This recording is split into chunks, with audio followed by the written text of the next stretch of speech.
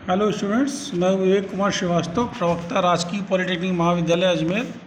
आज printing technology के द्वितीय वर्ष के छात्र फंडामेंटल्स ऑफ प्रिंटिंग सब्जेक्ट में PR 201 में पढ़ेंगे टाइपोग्राफिक एलिमेंट में आगे का चैप्टर चूजिंग टाइपफेसेस। बेसिकली जैसे हमने आपको बताया था, टाइपोग्राफिक एलिमेंट जो होते हैं ग्राफिक डिज़ाइन में बहुत ज़्यादा इम्पैक्टिव होते हैं, बहुत ज़्यादा प्रभावशाली होते हैं। इनके टाइप फेस के सिलेक्शन में हमको बहुत ज़्यादा सावधानी बरतनी पड़ती है, जिससे कि हमारा प्रोडक्ट या जो भी हम डिज़ाइन करके ग्राफिक डिज़ाइन बनाने जा रहे हैं बहुत ही इफेक्टिव होना चाहिए, इम्पैक्ट पड़ना चाहिए उसका। सामने वाली जो हमारी ऑडियंस है, जो देखने वाली है या विजुलाइज करने वाले जो भी लोग हैं जो संबंधित हैं, उसके ऊपर इसका पूरा प्रभाव पड़ना चाहिए। और जो हम टाइप फेस यूज़ करें बहुत ही स्पष्ट, साफ और रीडेबल होने चाहिए, लेजिबल होने चाहिए। सुस्पष्ट और सुपाठ्य टाइप फेस का चुनाव हमें करना होता है। तो इसके लिए बहुत सारी बातों को ध्यान रखना होता है। कैरेक्टर ध्यान रखने होते हैं, स्पेस ध्यान रखना होता है, उसकी टाइप फेस को ध्यान रखना है, टाइप फॉन्ट को ध्यान रखना होता है, और किस पर्पज़ से कौन सी डिज़ाइन बनाई जा रही है उसमें कौन सा टाइप फेस यूज़ किया जाना चाहिए, किस स्थान का कौन सा टाइप फेस लगेगा, इस बात को बहुत ध्यान रखना चाहिए। इस बात को आज हम पढ़ेंगे, choosing typeface suitable to the subject of product. Choosing typeface suitable to the subject of product के अंदर हम पढ़ रहे हैं chooses typeface that were designed for the purpose you are using them for the display fonts और headline, body copy, typeface और body copy. Choosing a font designed for display purpose like headlines, posters mean that it will not function very well as the body text typeface where larger quantities of text will be read. Conversely, a typeface designed for extended reading loses its impact in relation to how large it should be blown up. मतलब जो भी हम typeface select कर रहे हैं उसका क्या प्रभाव पड़ना है, किस जगह पे बॉडी में कौन सा टेक्स्ट आएगा, हेडलाइन कैसी होनी चाहिए, पोस्टर में कहाँ पे इसको कौन सा टाइपफेस यूज़ करना है, इस बात का बहुत ही सावधानीपूर्वक चुनाव करना होता है, सेलेक्ट करना होता है प्रोडक्ट की डिज़ाइन करते समय। Choosing typeface suitable to the subject और product, selecting an appropriate typeface और family for text users is a key aspect of the design project. कोई भी डिज़ाइन प्रोजेक्ट हम बना रहे हैं तो की एस्पेक्ट क्या है कि टाइपफेस किस प्रकार का सेलेक्ट किया गया है, किस प्रकार से इसका चुनाव किया गया है और किस प्रकार से हमारे प्रोडक्ट को सूट कर रहा है, ये बहुत बड़ी बात होती है, इसका की एस्पेक्ट होता है। The best starting point is to confirm the requirements of your client and needs of the audience। और इस बात का ध्यान रखना है आप किस पर्पज़ से इस डिज़ाइन को प्रोडक्ट को डिज़ाइन कर रहे हैं और इसका यूज़ कौन करेगा और किससे काम में आना है और कौन से टाइपफेस उस व्यक्ति को सूट करेंगे, अट्रैक्ट करेंगे, प्रभावित करेंगे। Know who your intended audience is including their age, range and particular interest। कौन से लोगों का उस प्रोडक्ट की डिज़ाइन में इंटरेस्ट है तो किस प्रकार के टाइप फेसेस उन लोग को पसंद आएंगे, इस बात का ध्यान रखना है। उनके इंटरेस्ट के अनुसार उनको टाइप फेस का चुनाव करना होता है। Be clear on the goals of the peace. अपना एक उद्देश्य होना चाहिए कि किस प्रकार का टाइप फॉन्ट हमको सेलेक्ट करना है, चूज़ करना है, टाइप फेस कैसा होना चाहिए।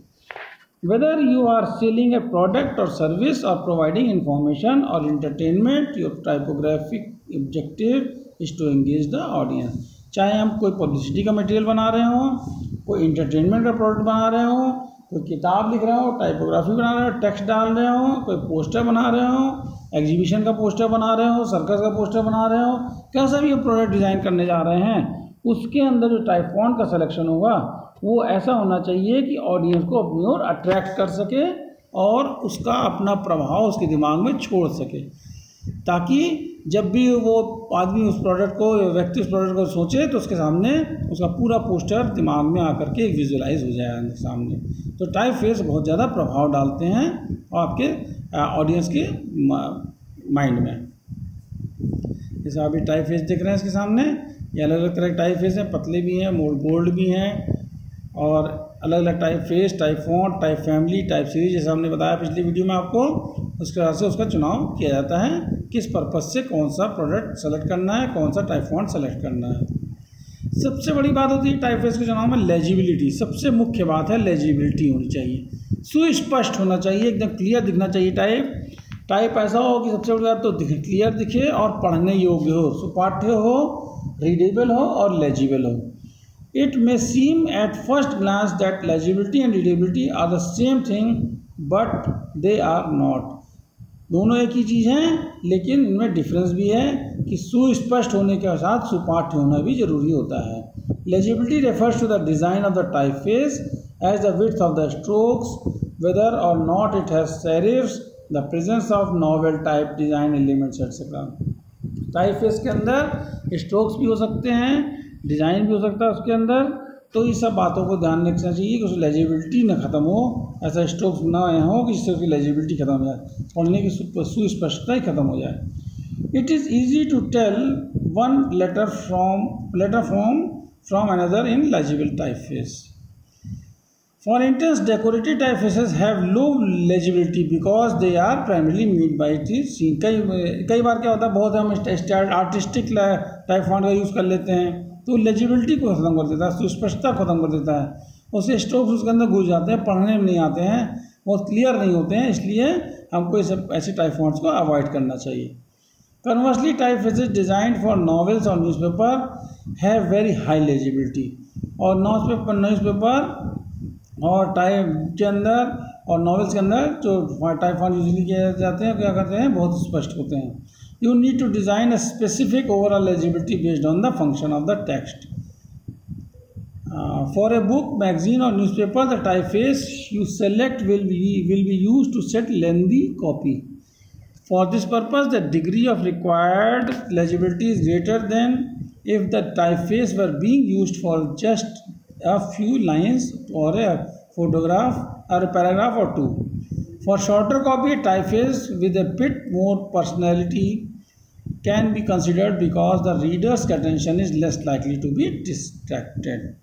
ऐसा होना चाहिए कि कम स्पेस में भी हमको टाइप फॉन्ट ऐसा होना चाहिए जो रीडर को डिस्ट्रैक्ट नहीं करे, उसको अपनी तरफ अट्रैक्ट करे। एकदम स्पष्ट सुस्पष्ट टाइपफेसेस का प्रयोग किया जाना चाहिए। It is commonly accepted that the serif typefaces are easier to read for lengthy copy than sans serif। जो सेरिफ टाइपफेसेस हैं sans serif की अपेक्षा पढ़ने में ज़्यादा आसान होते हैं, सुस्पष्ट होते हैं। This is true in many situations but not an absolute rule.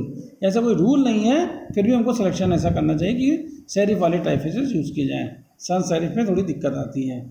Other factors to consider before making your decision include the reading environment, meaning whether it will be in print or on the web, and the design characteristics, especially the legibility of the typeface being considered. Typeface suitable to the subject or product। जो भी हम product design कर रहे हैं वो और किस subject के ऊपर प्रोडक्ट डिज़ाइन किया जा रहा है, उसका टॉपिक क्या है, हेडलाइंस क्या हैं, उसके अकॉर्डिंग ही टाइपफेस का सिलेक्शन किया जाना चाहिए। जो टाइपफेस हो उस प्रोडक्ट के ऊपर पूर्णतः सूटेबल हो। ऐसा नहीं कि टेक्स्ट के ऊपर हम बड़ा जब किताब बनाने जा रहे हैं, पढ़ने की किताब है, उसके अंदर खूब आर्टिस्टिक टाइप फॉन्ट का यूज़ कर दें तो बच्चे का पढ़ाई से मन ही हट जाएगा, वो आर्टिस्टिक आर्ट बनाने में लग जाएगा दिमाग। और टाइपफेस सिलेक्शन ऐसा हो कि पढ़ने वाले के दिमाग में एक रिदम क्रिएट करे, उसको पढ़ने में अच्छा लगे, और टाइप फॉन्ट्स ऐसे हों या टाइपफेसेस ऐसे हों जो कि दिमाग पे ज़्यादा हेडक या बर्डन क्रिएट नहीं करें, बहुत घुसे हुए नहीं हो, कंडेंस्ड नहीं हो, क्लियर हो, स्पष्ट हो, साफ हो, स्पेस हो। इस तरह से लेजिबल होनी चाहिए, रीडेबल होनी चाहिए।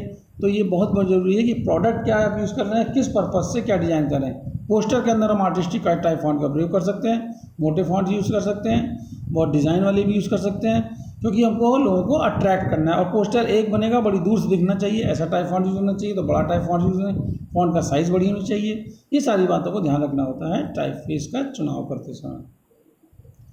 What media do you need the typeface for? किस माध्यम से हम प्रचार कर रहे हैं तो ये कहाँ जाएगा, किस मीडिया के थ्रू हम टाइपफेस का यूज़ करेंगे, ये बात का ध्यान रखना है। Be aware of the media in which the typeface और family will need to appear.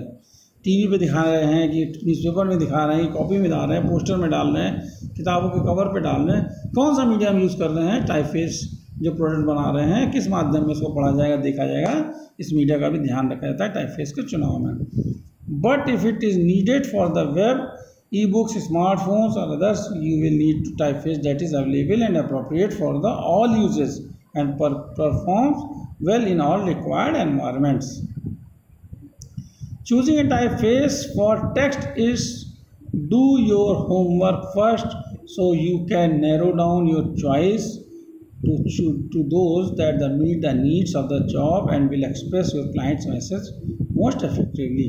इस प्रकार से जो भी टाइपफेस का चुनाव किया जाए उसमें उसका पूरा मोस्ट इफेक्टिवली प्रभाव होना चाहिए क्लाइंट के ऊपर। उसके दिमाग में पूरी एक पिक्चर बननी चाहिए टाइप फॉन्ट की, टाइपफेस की, और अच्छी प्रकार से ये डिसाइड हो सके कि हमने किस प्रोडक्ट के लिए कौन सा टाइपफेस का चुनाव किया है, जो कि हमारे क्लाइंट को या पढ़ने वाले को या देखने वाले को या ऑडियंस को किस प्रकार से पूर्णतः से अट्रैक्टिव कर पाएगा वो टाइप फॉन्ट या टाइपफेस।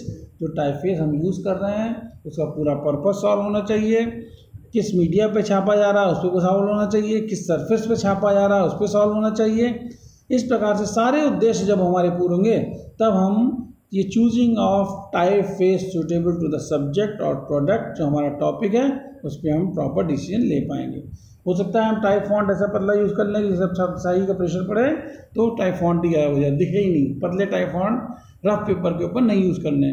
तो ये भी सबस्ट्रेट कौन सा लेना है इस बात का भी ध्यान रखना है, टाइपफेस का कौन सा टाइपफेस कहाँ सूट करेगा इस बात का ध्यान रखना है। सारी चीज़ें अपने को ध्यान रखनी है।